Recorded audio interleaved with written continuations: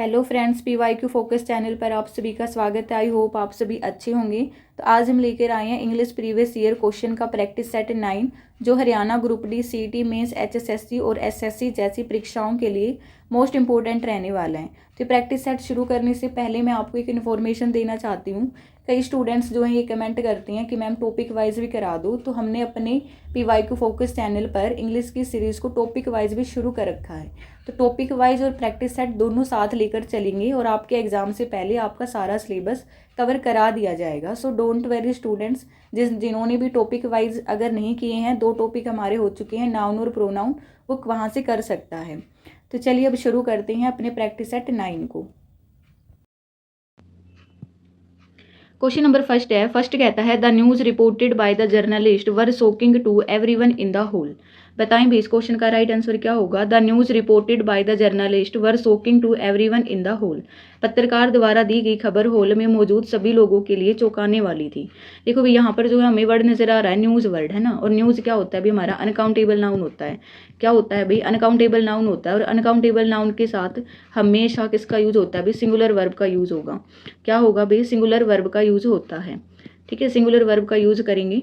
तो singular verb जो कि है हमारी यहाँ पर देखो भी क्या दिया गया है, वर दिया गया है, जो कि गलत है। ठीक है, यहाँ क्या आएगा भी, वाज आएगा। Was shocking to everyone in the whole. तो इस क्वेश्चन का राइट आंसर क्या होगा, ऑप्शन नंबर सी होगा। यहाँ पर जो है एरर दिया गया है। नेक्स्ट क्वेश्चन है क्वेश्चन नंबर 2। क्वेश्चन नंबर 2 कहता है not only the manager but also the workers has refused to work over time. बताएं भी इस क्वेश्चन का राइट आंसर क्या होगा। Not only the manager but also the workers has refused to work over time. न केवल manager बल्कि workers ने भी ओवर टाइम काम करने से मना कर दिया है। देखो भी हमें जो है सेंटेंस में नजर आया नॉट ओनली वर्ड है ना। नॉट ओनली के साथ किसका यूज होता है, हमेशा बट आल्सो का यूज होता है। ये हमें याद रखना है भाई। ठीक है, तो जब भी सेंटेंस में आपको आइदर और है ना, आइदर और ये वाला जो कंसेप्ट अभी बहुत बार समझाया गया है, या आपको मिले नाइदर नोर। ठीक है, नाइदर नोर। और एक जो है यहाँ पर दिया गया अभी नॉट ओनली बट आल्सो है ना, नॉट ओनली बट आल्सो। अगर आपको ये सेंटेंस में मिलते हैं तो जो ये और नोर और बट आल्सो है ना, और नोर और बट आल्सो जिनके साथ ये वर्ड जुड़े होते हैं, इनके ठीक नियरेस्ट सब्जेक्ट जो गिवन होगा, इनके ठीक नियरेस्ट सब्जेक्ट के अकॉर्डिंग सेंटेंस में क्या होगा भी, वर्ब का यूज होगा। ठीक है, अब चाहे इनके साथ में जो नियरेस्ट सब्जेक्ट है वो सिंगुलर भी हो सकता है और प्लूरल भी हो सकता है, तो उसी के अकॉर्डिंग जो है यहाँ पर वर्ब आएगी। अब देखो भी यहाँ पर जो है बट आल्सो दिया गया है, इसके साथ जो है सब्जेक्ट, नियरेस्ट सब्जेक्ट कौन सा है, द वर्कर्स। एक वर्कर की बात नहीं हो रही भी, बहुत सारे वर्कर्स हैं है ना, मजदूर जो है यहाँ पर बहुत सारे हैं।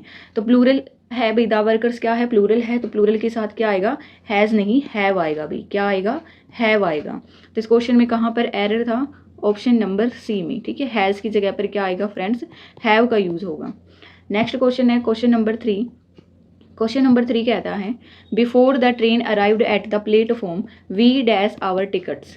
बताएं भी इस क्वेश्चन का राइट आंसर क्या होगा। Before the train arrived at the platform we dash our tickets. Train के प्लेटफॉर्म पर पहुंचने से पहले ही हमने अपनी टिकटें खरीद ली थी। देखो भी ग्रामर रूल कहता है कि जब भी आपको सेंटेंस में बिफोर, आफ्टर है ना, before word, after word, after word एक होता है by the time, by the time है ना, ये गिवन हो तो इनके साथ जो है हमेशा सेंटेंस में पास्ट के 2 एक्शन हो रहे होते हैं। ठीक है, पास्ट में 2 एक्शन हो रहे होते हैं। तो जो पहले घटना घट चुकी है, ठीक है, सेंटेंस में जो पहले घटना घट चुकी है उसके साथ हमेशा पास्ट परफेक्ट टेंस का यूज होगा भी। पास्ट परफेक्ट टेंस का यूज होगा, यानी हैड प्लस वर्ब की थर्ड फॉर्म का यूज होगा।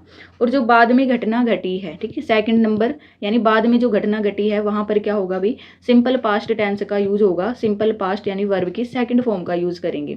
यहाँ पर देखो भी before the train arrived at the platform, train के प्लेटफॉर्म पर पहुंचने से पहले ही वी डैश आवर टिकट्स, हमने अपनी टिकटें खरीद ली थी। तो पहले कार्य कौन सा किया था भाई, टिकट खरीदने का कार्य हुआ है। जो है ट्रेन का प्लेटफॉर्म पे आने का काम बाद में हुआ है। तो जो पहले हुआ है उसके साथ पास्ट परफेक्ट आएगा, यानी हैड प्लस वर्ब की थर्ड फॉर्म आएगी। ऑप्शन नंबर ए जो होगा इस क्वेश्चन का राइट आंसर होगा।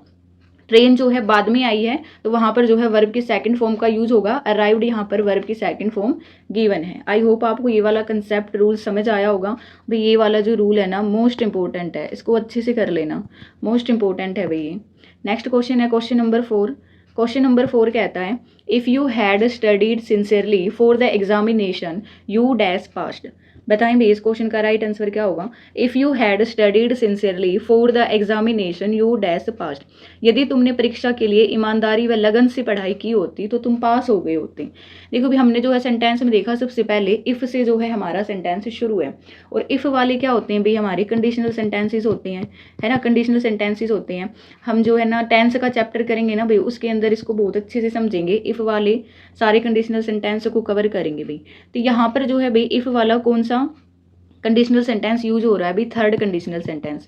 थर्ड कंडीशनल सेंटेंस क्या कहता है कि इफ़ वाली क्लोज में, इफ़ वाली क्लोज में आपको क्या मिलेगा भाई, पास्ट परफेक्ट टेंस का यूज होगा। इफ़ वाली क्लोज में क्या आएगा, हैड प्लस वर्ब की थर्ड फॉर्म आएगी। तो मेन क्लोज में आपको क्या गिवन होगा, मेन क्लोज में होगा वुड हैव प्लस वर्ब की थर्ड फॉर्म मिलेगी, है ना, वुड हैव प्लस वर्ब की थर्ड फॉर्म होगी। अब यहाँ पर देखो भी आपको जो है इफ़ वाली क्लोज में हैड प्लस वर्ब की थर्ड फॉर्म गिवन है, तो मेन क्लोज में क्या आएगा, वुड हैव प्लस वर्ब की थर्ड फॉर्म का यूज़ करेंगे। तो यहाँ पर देखो भी पास्ट वर्ब की थर्ड फॉर्म तो गिवन है, तो हमें क्या चाहिए, वुड हैव चाहिए। ऑप्शन नंबर बी जो होगा इस क्वेश्चन का राइट आंसर होगा। नेक्स्ट क्वेश्चन है क्वेश्चन नंबर 5। क्वेश्चन नंबर 5 क्या कहता है, देखो friends, he is dash European scholar who is visiting India for research. He is dash European scholar who is visiting India for research. बताएं भी क्या होगा, वह एक यूरोपीय विद्वान है जो अनुसंधान के लिए भारत आए हुए हैं। क्योंकि आर्टिकल हमें फिल करना है, आर्टिकल के क्वेश्चन करते हैं तो तब जो है एक ट्रिक होती है भाई, उस ट्रिक को याद रखना है कि आपको फिल इन द ब्लैंक्स के ठीक बाद वाला वर्ड देखना है। अगर बाद वाला वर्ड भाई कोई स्पेसिफिक नेम है, स्पेसिफिक पर्सन का नेम है, कोई रिवर का नेम है, ठीक है, कोई माउंटेन रेंज का नेम है, ठीक है, किसी महासागर का नाम है, तो वहाँ पर तो हम दा का यूज़ करेंगे अगर आपको कोई स्पेसिफिक चीज़ नज़र आ रही है तो। लेकिन अगर आपको सेंटेंस में कुछ स्पेसिफिक नज़र नहीं आ रहा है तो यहाँ पर देखो भी फिल इन द ब्लैंक्स के ठीक बाद वाला वर्ड हम उठाएंगे और उसको हमें बोल कर देखना है, ठीक है, उसकी साउंड को हमें नोट करना है। जैसे कि अब इसको क्या कहते हैं, यूरोपियन कहते हैं। अब इसको लिखकर देखो हिंदी में, इसको क्या कहते हैं, यूरोपियन, ठीक है। यूरोपियन जो है हम ऐसे ही लिखते हैं, हमें पूरा लिखने की भी ज़रूरत नहीं है, हमें सिर्फ फर्स्ट लेटर से मतलब है ना, हमें सिर्फ फर्स्ट लेटर देखना है। अब हमने यहाँ पर देखा फर्स्ट लेटर हमारा यहाँ क्या आया अभी, ये आया, और ये हमारा क्या होता है, कॉन्स्टेंट होता है, ठीक है, कॉन्स्टेंट होता है यानी कि व्यंजन होता है ना। हिंदी में इनको क्या बोलते हैं, व्यंजन बोलते हैं, और इंग्लिश में हमारे क्या होते हैं, कॉन्स्टेंट होते हैं, ठीक है। तो अगर आपको कॉन्स्टेंट की साउंड आती है तो वहाँ पर जो है क्या आएगा भाई, ए का हम यूज़ करेंगे, वहाँ पर क्या आएगा, ए आएगा। और अगर इसके ठीक विपरीत अगर आपको साउंड स्वर की आ रही है, ठीक है, साउंड अगर स्वर की आ रही है यानी कि वोवल्स की आ रही है, तब हम क्या यूज़ करेंगे भाई, एन का यूज़ करेंगे, ठीक है। अब यहाँ पर क्या आएगा भाई, ऑप्शन नंबर ए जो होगा इस क्वेश्चन का राइट आंसर होगा। नेक्स्ट क्वेश्चन है क्वेश्चन नंबर 6। क्वेश्चन नंबर 6 कहता है, the thief run away leaving all his dash behind in the dark room. बताएं भी इस क्वेश्चन का क्या होगा right answer. The thief run away leaving all his dash behind in the dark room. चोर अंधेरे कमरे में अपना सारा सामान छोड़कर भाग गया।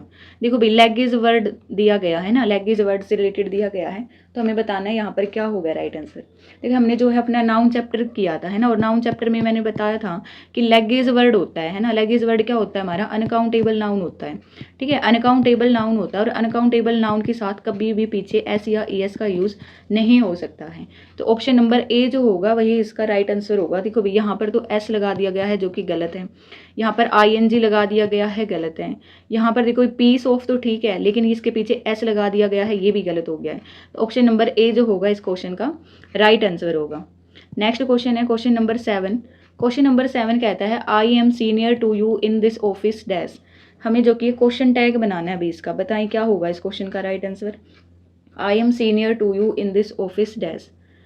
देखो भाई यहाँ पर जो कि है, जब भी हम क्वेश्चन टैग के क्वेश्चन करते हैं तो हमें 2-3 पॉइंट याद रखने होते हैं कि सबसे पहले तो हमें ये देखना है कि क्या हमारा सेंटेंस नेगेटिव है। अगर सेंटेंस नेगेटिव है तो क्वेश्चन टैग हमारा पॉजिटिव होगा, अगर सेंटेंस हमारा पॉजिटिव है तो क्वेश्चन टैग हमारा क्या होगा, नेगेटिव होगा, ठीक है। जो सब्जेक्ट अगर सेंटेंस में गिवन है तो सेम रहेगा, जो हेल्पिंग वर्ब गिवन है तो वो भी सेम रहेगी।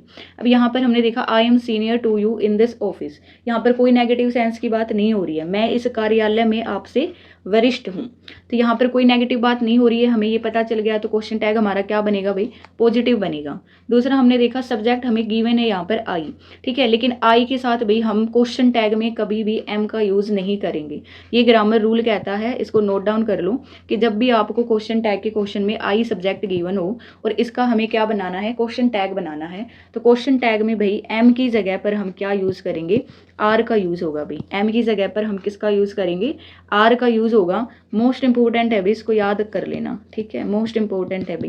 तो यहाँ देखो भी क्या होगा, आर नोट आई होगा, ठीक है, हमें नेगेटिव में चाहिए, ठीक है, पॉजिटिव गिवन था, ठीक है। आई के साथ किसका यूज होगा क्वेश्चन टैग में, आर का यूज होगा, आर नोट आई, ठीक है, आर नोट आई इसका क्वेश्चन टैग होगा। ऑप्शन नंबर बी जो होगा इस क्वेश्चन का राइट आंसर होगा। नेक्स्ट है, नेक्स्ट कहता है nobody called me while I was out. इसमें भी हमें क्वेश्चन टैग बनाना है, अभी बताएं क्या होगा। देखो भाई नो बडी वर्ड गिवन है, ठीक है, नेगेटिव होता है।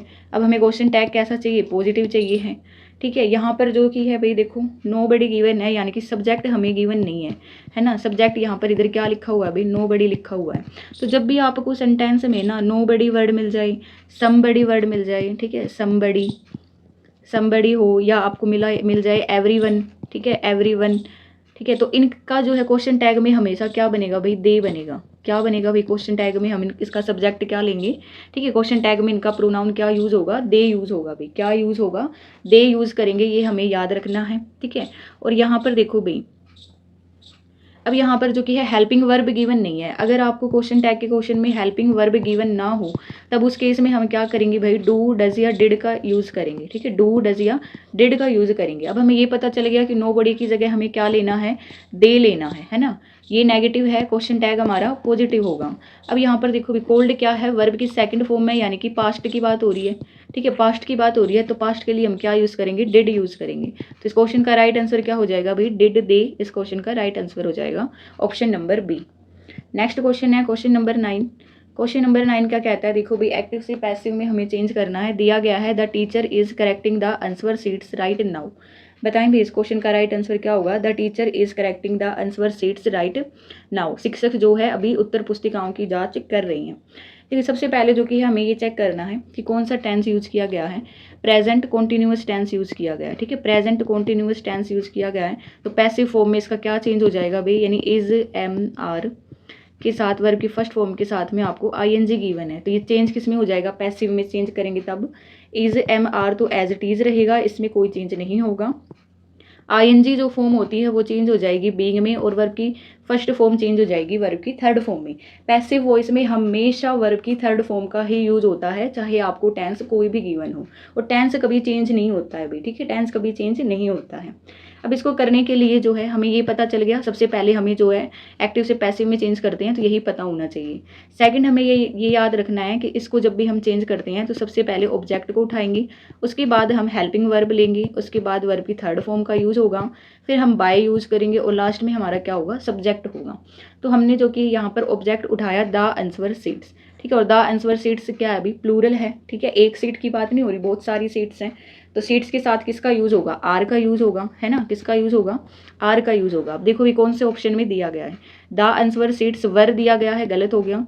The answer sheets are being corrected by the teacher right now, यही जो होगा राइट होगा भाई। यहाँ देखो भी हैव बीन दिया गया है, गलत है। यहाँ पर आर करेक्टेड, आर के बाद सीधा आपको वर्ब की थर्ड फॉर्म दे दी गई है, जबकि यूज़ क्या होगा, आर बीइंग करेक्टेड होगा, तो ये भी गलत है भाई। बच गया ऑप्शन नंबर बी जो होगा इस क्वेश्चन का राइट आंसर होगा। देखो भी सबसे पहले हमने ऑब्जेक्ट उठाया द आंसर सीट्स, फिर हमने अपनी हेल्पिंग वर्ब ली आर बीइंग, उसके बाद वर्ब की थर्ड फॉर्म ली करेक्टेड, फिर हमने बाय यूज़ किया, और लास्ट में जो हमारा सब्जेक्ट बच गया वो यूज़ किया द टीचर राइट नाउ। इस क्वेश्चन का राइट आंसर क्या होगा, option number B. Next question है क्वेश्चन नंबर 10। हमें जो है डायरेक्ट से इनडायरेक्ट में चेंज करना है। अभी बताएं इस क्वेश्चन का राइट आंसर क्या होगा। देखो भाई जब भी डायरेक्ट से इनडायरेक्ट में करते हैं तो सबसे पहले जो है हमें क्या देखना होता है, अपना टेंस देखना होता है, ठीक है। टेंस हम देखेंगे, टेंस यहाँ पर दिया गया भी आई हैव लोस्ट, यानी कि प्रेजेंट परफेक्ट टेंस यूज किया गया है, प्रेजेंट परफेक्ट टेंस यूज किया गया है। प्रेजेंट परफेक्ट टेंस चेंज किस में हो जाएगा, इनडायरेक्ट में, पास्ट परफेक्ट में चेंज हो जाएगा भाई। पास्ट परफेक्ट यानी हैड प्लस वर्ब की थर्ड फॉर्म में चेंज हो जाएगा, ठीक है। सबसे पहले जो है हमें ये देखना है, डायरेक्ट से इनडायरेक्ट में टेंस हमेशा चेंज हो जाते हैं। अब हमने यहाँ पर देखा भी अलास वर्ड दिया गया है, she said alas I have lost my purse, ठीक है। अलास दिया गया है, यानी कि क्या हो रही भाई, अलास वर्ड किसको शो करता है, दुख को शो करता है ना, दुख को शो करता है। तो जब भी आपको सेंटेंस में ना अलास, हरी अप ये वर्ड मिल जाएं तो इनकी जगह पर हम क्या यूज़ करेंगे भाई, इन्वर्टेड कोमाज हटा करके सैड की जगह पर क्या यूज़ होगा, एक्सक्लेम्ड विद सोरो यूज़ होगा। क्या यूज़ करते हैं अभी, एक्सक्लेम्ड विद सोरो वर्ड यूज़ करेंगे, ठीक है, एक्सक्लेम्ड विद सोरो यूज़ करेंगे। अगर खुशी की बात हो रही है तब क्या यूज़ होगा, एक्सक्लेम्ड विद जॉय यूज़ करेंगे। तो यहाँ पर देखो भाई सी एक्सक्लेम्ड विद सोरो यूज़ किया गया, ठीक है, सी एक्सक्लेम्ड विद सोरो, ओके। यहाँ पर देखो भाई सैड विद ग्रीफ गलत है, एक्सक्लेम्ड विद जॉय खुशी की तो बात हो ही नहीं रही, तो ये भी गलत हो गया। तो ऑप्शन नंबर ए और बी में से हमारा करेक्ट होगा। अब बताओ भाई इसमें जो है कौन सा करेक्ट होगा। देखो फ्रेंड्स, सी एक्सक्लेम्ड विद सोरो, इन्वर्टेड कोमाज हटा करके दैट का यूज होगा। आई जो है हमारे पास क्या है, फर्स्ट पर्सन है और first person change into always subject. Subject क्या है यहाँ पर, सी है, तो सी आएगा। हमें जो है यूज क्या करना है, हैड प्लस वर्ब की थर्ड फॉर्म यूज होगी भी, तो हैड प्लस वर्ब की third form, lost her purse. यहाँ पर देखो भी हैज़ यूज़ किया गया है जो कि गलत है, टेंस तो इसने चेंज किया ही नहीं। तो ऑप्शन नंबर ए जो होगा इस क्वेश्चन का राइट आंसर होगा, she exclaimed with sorrow that she had lost her purse. Next question है क्वेश्चन नंबर 11। क्वेश्चन नंबर 11 क्या कहता है, देखो friends, the magistrate refrained dash giving any final judgment today. बताइए भी क्या होगा इस क्वेश्चन का right answer. The magistrate refrained dash giving any final judgment today. Magistrate ने आज कोई अंतिम फैसला सुनाने से परहेज किया यानी खुद को रोका है। बताओ भाई क्या होगा इस क्वेश्चन का राइट आंसर। देखो भाई आपको सेंटेंस में कभी भी है ना रिफ्रेन वर्ड मिल जाए, ठीक है, रिफ्रेन वर्ड मिल जाए। रिफ्रेन का मतलब ही यही होता है परहेज करना या रोकना, ठीक है, परहेज करना या फिर रोकना। तो इसके साथ जो है हमेशा प्रीपोजिशन आएगी फ्रोम। किसका यूज होगा भाई, फ्रोम प्रीपोजिशन का यूज होगा। हम जो कि अभी अपने पीवाई के फोकस चैनल पर हमने टॉपिक वाइज भी शुरू कर रखे हैं, तो प्रीपोजिशन का भी हम कंप्लीट चैप्टर करेंगे, ठीक है। तो उसमें जो है सारे वर्ड्स के साथ कौन कौन सी जो है प्रीपोजिशन यूज होती है वो सब कुछ आपको बताया जाएगा। तो रिफ्रेन के साथ किसका यूज होता है अभी, ऑलवेज फ्रॉम का यूज होता है। तो यहाँ पर क्या आएगा भाई, ऑप्शन नंबर बी जो होगा इस क्वेश्चन का राइट आंसर होगा। नेक्स्ट क्वेश्चन है क्वेश्चन नंबर 12। 12 कहता है she prefers coffee dash tea in the evening. अगर आपको प्रेफर वर्ड मिल जाए ना, प्रेफर के साथ हमेशा टू प्रीपोजिशन आती है, मोस्ट इंपॉर्टेंट है भी, इस टाइप का क्वेश्चन बहुत बार पूछा जाता है, ठीक है। प्रेफर वर्ड के साथ हमेशा टू प्रीपोजिशन आएगी। ऑप्शन नंबर बी जो होगा इस क्वेश्चन का राइट आंसर होगा, ठीक है। वह शाम को चाय की तुलना में कॉफ़ी ज़्यादा पसंद करती है, तो प्रेफर के साथ क्या आएगा भाई, टू आएगा। कुछ मोस्ट इंपॉर्टेंट वर्ड होते हैं भी, वो भी याद रखना कि किस किस के साथ टू का यूज़ होता है, पूछे जाते हैं भी एग्जाम में। सुपीरियर वर्ड अगर आपको मिल जाए, इनफीरियर वर्ड आपको मिल जाए, ठीक है, सीनियर जिनके पीछे IOR वर्ड लगा हुआ हो, ठीक है, जूनियर वर्ड, एक होता है प्रियर वर्ड, ठीक है, इनके साथ हमेशा टू का यूज़ होता है भाई, इनके साथ हमेशा टू प्रीपोजिशन का यूज़ होगा। और एक हो गया हमारा प्रेफर। नेक्स्ट क्वेश्चन है क्वेश्चन नंबर 13। 13 क्या कहता है, देखो फ्रेंड्स, सेनोनियम बताना भी हमें। सेनोनियम हमारे क्या होते हैं, समानार्थी शब्द। The politicians speech was full of equitable solution for all communities. बताएं भी इस क्वेश्चन का राइट आंसर क्या होगा, हमें इक्विटेबल का सेनोनियम बताना है भी। देखो फ्रेंड्स, इक्विटेबल का मीनिंग क्या होता है, न्याय संगत, ठीक है। क्या होता है फ्रेंड्स, न्याय संगत यानी निष्पक्ष, ठीक है, निष्पक्ष, निष्पक्ष समान, ठीक है, ये इनका क्या होता है, मीनिंग होता है। तो बताएं भी इनमें से जो है इस क्वेश्चन का राइट आंसर क्या हो जाएगा, option number a fair. Fair का मीनिंग भी क्या होता है भी, निष्पक्ष, न्याय संगत या समान। तो ऑप्शन नंबर ए जो होगा इस क्वेश्चन का राइट आंसर होगा। नेक्स्ट है 14, हमें एंटोनियम बताना है भी। एंटोनियम बताना है हिज लैकोनिक, ठीक है। लैकोनिक का एंटोनियम बताएं क्या होता है।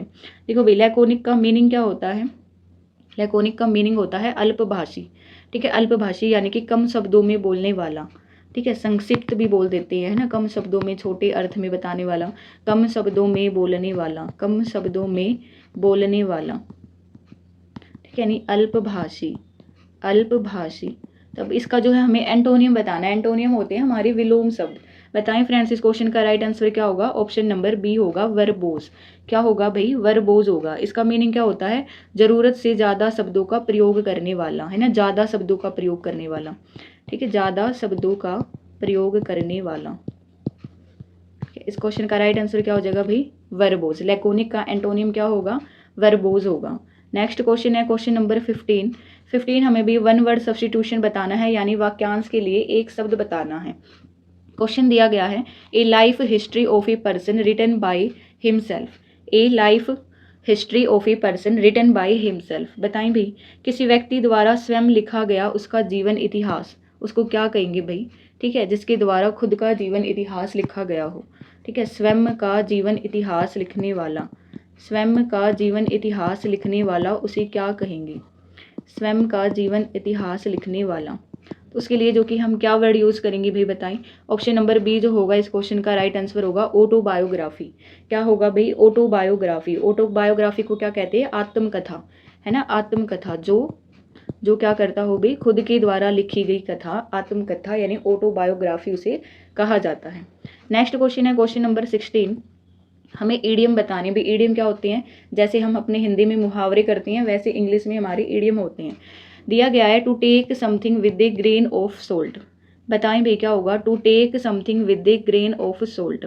इसका मीनिंग क्या होता है भाई, इसका जो है वास्तविक अर्थ क्या होता है, किसी बात पर पूरी तरह भरोसा न करना। ठीक है, किसी बात पर पूरी तरह भरोसा न करना, किसी बात पर पूरी तरह भरोसा नहीं करना, पूरी तरह भरोसा न करना। ठीक है, संदेह या शंका के साथ किसी बात को स्वीकार करना। तो बताएं भी इस क्वेश्चन का राइट आंसर क्या होगा। ऑप्शन नंबर सी होगा भाई, to believe something with scepticism और डाउट। ठीक है, to believe something with scepticism और डाउट। इस क्वेश्चन का राइट आंसर क्या हो जाएगा, ऑप्शन नंबर सी, किसी बात पर पूरी तरह भरोसा न करना यानी कि शंका और डाउट करना। ठीक है, क्वेश्चन नंबर 17 भाई PQRS का क्वेश्चन है, rearrange the parts of the sentence. देखो भाई इस टाइप के क्वेश्चन को करने से पहले सबसे पहले हमें अपना सब्जेक्ट ढूंढना है ना, सब्जेक्ट को ढूंढेंगे। उसके बाद जो कि हम क्या उठाएंगे भी, अपना वर्ब वाला पार्ट उठाएंगे। उसके बाद हमारा ऑब्जेक्ट होगा और लास्ट में जो भी भाई कोई थॉट वगैरह दिया गया है तो वो हमारे लास्ट में उसको हम लिखेंगे, है ना। तो सबसे पहले हमें सब्जेक्ट वाला पार्ट ढूंढना है। अब इसमें कहाँ पर है, देखो भाई 4 से तो कोई सब्जेक्ट हमारा शुरू होता ही नहीं है। ठीक है, ए बैलेंस्ड डाइट ये हो सकता है। यहाँ पर देखो भी एंड से फिर वर्ब है, तो सबसे पहले क्या आएगा भी, साफ नजर आ रहा है क्यू पार्ट आएगा, है ना, ए बैलेंस्ड डाइट। उसके बाद देखो भी इज जो होती है हमारी वर्ब होती है, तो उसके बाद क्या लेना हमने, वर्ब ही उठानी है, इज एसेंशियल। ठीक है, इज एसेंशियल आएगा। उसके बाद जो कि है हमें क्या लेना भी, अपना ऑब्जेक्ट लेना है ना। ऑब्जेक्ट हमारा क्या होगा भाई, देखो for overall well being, for overall well being. ठीक है, पी आएगा। उसके बाद जो लास्ट में दिया गया है हमारा विचार, थॉट एंड फिजिकल ग्रोथ। ये भी एंड फिजिकल ग्रोथ, लास्ट में क्या आएगा, आर आएगा। तो जो है हमारा सेंटेंस से क्या बनेगा, a balanced diet is essentials for overall well being and physical growth. एक संतुलित आहार समग्र कल्याण और शारीरिक विकास के लिए आवश्यक है। तो इस क्वेश्चन का राइट आंसर क्या हो जाएगा भी, QSPR, यानी ऑप्शन नंबर ए जो होगा वो बिल्कुल राइट होगा। नेक्स्ट क्वेश्चन है क्वेश्चन नंबर 18। इनकरेक्ट स्पेलिंग बतानी भाई, 3 में से एक जो है इनकरेक्ट होगी, बाकी सब ठीक होंगी। देखो भाई प्रिविलेज, प्रिविलेज की बिल्कुल ठीक है भाई। कमेटी भी बिल्कुल ठीक है शायद, हाँ भाई कमेटी भी ठीक है। Option number C knowledge, knowledge भी ठीक है।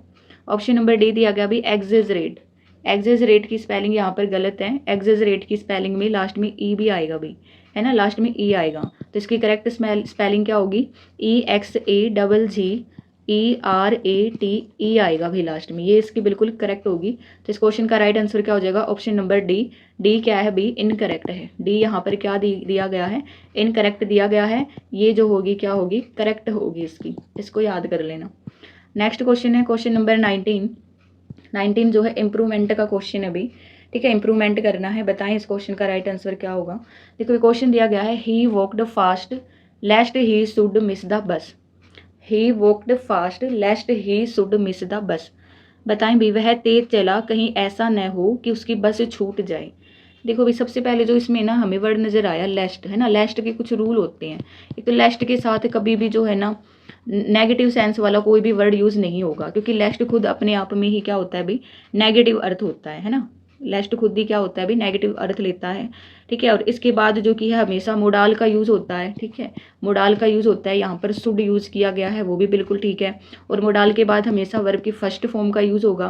तो यहाँ पर देखो भाई मिस, वर्ब की फर्स्ट फॉर्म ही यूज़ की गई है ना। तो भाई मुझे नहीं लगता इस क्वेश्चन में कोई कहीं पर भी एरर है ना, मुझे नहीं लग रहा कि कहीं पर भी एरर है। लेस्ट ही शुड मिस बिल्कुल ठीक है भैया। इस क्वेश्चन का राइट आंसर होगा भाई ऑप्शन नंबर डी, कोई इंप्रूवमेंट नहीं होगा, ये बिल्कुल करेक्ट दिया गया है भाई। ठीक है, बिल्कुल करेक्ट है ये, he walked fast lest he should miss the bus. Next question है क्वेश्चन नंबर 20 कहता है bread and butter dash a wholesome breakfast. Verb fill करनी है भाई। बताएं इस क्वेश्चन का राइट आंसर क्या होगा। ब्रेड मक्खन एक क्या होता है भाई, पौष्टिक नाश्ता होता है ना। Bread and butter dash wholesome breakfast. देखो भाई यहाँ पर जो है ना आपको नजर आ रहा होगा ब्रेड एंड बटर एंड से जुड़े हैं तो ये प्लूरल हो गई है ना, ये प्लूरल हो गए। यहाँ पर जो है ये प्लूरल नहीं माने जाएंगे। यहाँ पर ये जो अपना वर्क कर रहे हैं ना भाई, ये सिंगल यूनिट का काम कर रही है ना। सिंगल यूनिट मतलब एक इकाई का काम कर रहे हैं। यहाँ पर एक डिश की बात हो रही है, ठीक है, एक डिश की बात हो रही है ब्रेड एंड बटर, है ना भाई, एक ही विचार की बात हो रही है, यानी सिंगल यूनिट का काम कर रहे हैं। तो जब भी अगर आपको सेंटेंस में ऐसा लगे कि सिंगल यूनिट का काम हो रहा है तो वहाँ पर हमेशा सिंगुलर वर्ब का यूज़ होगा भाई। क्या होगा, सिंगुलर वर्ब का यूज़ करेंगे। तो यहाँ पर क्या आएगा भाई, ब्रेड एंड बटर इज आएगा। ठीक है, क्या आएगा फ्रेंड्स, इज आएगा। जैसे कि एक एग्जाम्पल देते हैं भाई, राइस एंड करी इज माई फेवरेट, है ना, क्योंकि राइस और करी हैं तो अलग अलग, लेकिन डिश जो है एक ही है। डिश क्या है, एक ही है, तो यानी सिंगल यूनिट का काम कर रहे हैं तो हेल्पिंग वर्ब क्या आएगी, इज का यूज़ होगा। नेक्स्ट क्वेश्चन है, क्वेश्चन नंबर, भाई क्वेश्चन नंबर नहीं है, ये आप सभी के लिए है भाई। ठीक है, ये क्वेश्चन है आप सभी के लिए है। इसका आंसर सभी स्टूडेंट कमेंट बॉक्स में देंगे। ये आज की क्लास का हमारा लास्ट क्वेश्चन था। आई होप सभी स्टूडेंट को आज की क्लास पसंद आई होगी। अगर क्लास पसंद आई है तो प्लीज़ चैनल को लाइक शेयर एंड सब्सक्राइब जरूर करना। मिलते हैं नेक्स्ट प्रैक्टिस सेट के साथ। Thanks for watching this video.